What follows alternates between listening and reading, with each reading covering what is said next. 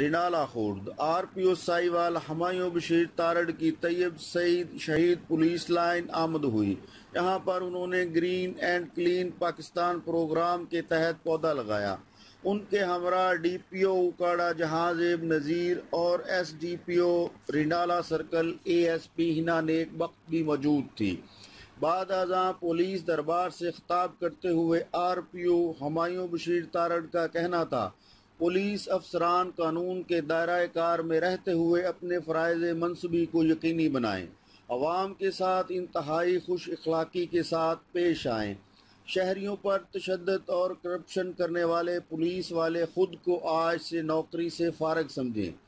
جب ہم نیک نیتی اور ایمانداری سے کام کرتے ہیں تو اللہ تعالیٰ بھی ہماری مدد فرماتا ہے۔ ہم لاتے ہیں ٹاپ نیوز، آپ کے فیوریٹ ٹاک شوز اور انلمیٹڈ انٹرٹینمنٹ صرف YouTube پر۔ اگر آپ نے ابھی تک ہمارا چینل سبسکرائب نہیں کیا تو ابھی سبسکرائب کریں اور بیل آئیکن کو کلک کر کے ہماری لیٹسٹ ویڈیوز کے بارے میں اپڈیٹ جانیں۔